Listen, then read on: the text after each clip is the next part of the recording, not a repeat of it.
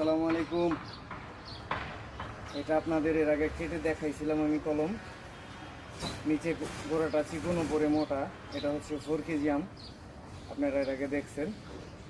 এই গাছটাকে রোপণ করে দিব আজকে। আমি এই যে 12 ইঞ্চি একটা টব নিয়েছি।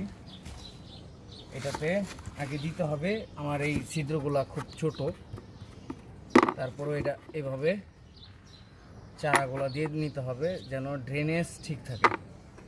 ড্রেনেজ যদি ঠিক না থাকে কোনোভাবেই গাছ টিকবে না। তারপরে দিব আমি এই যে মোটা বালি, হালকা পাতলা 1 লেয়ার মোটা বালি দিয়ে দিব।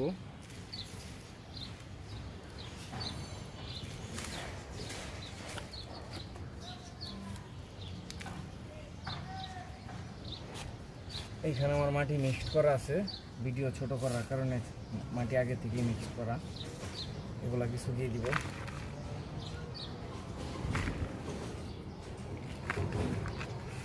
যতটুকু প্রয়োজন হয়। এটার ভিতরে কোনো রাসায়নিক সার নাই। এই যে এখন এই পলিটা ছিঁড়ে এই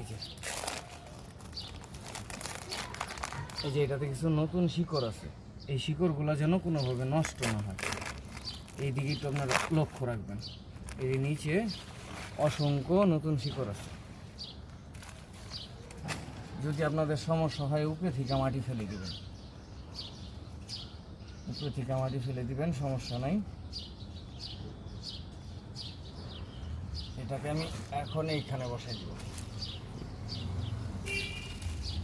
অবশ্যই আমার এটার সাথে ব্যবহার করা লাগবে, উপায় নাই। যাই হোক, শুরু হয়েছে কিনা ভালোভাবে দেখতে পারতেছি না।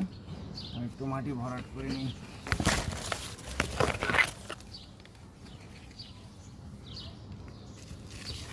এইভাবে এই মাটি দিয়ে দিলাম।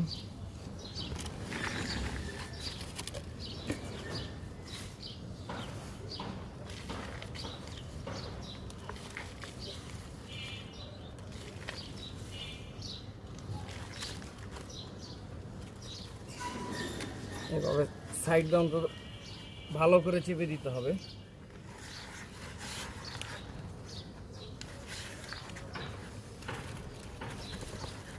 বাস হয়ে গেল। এবার একটা দড়ি দিয়ে শক্ত করে আমি গাছটাকে বেঁধে দিব। নতুন গাছ লাগানোর পরে যদি নাড়াচাড়া বেশি করে তাহলে সমস্যা।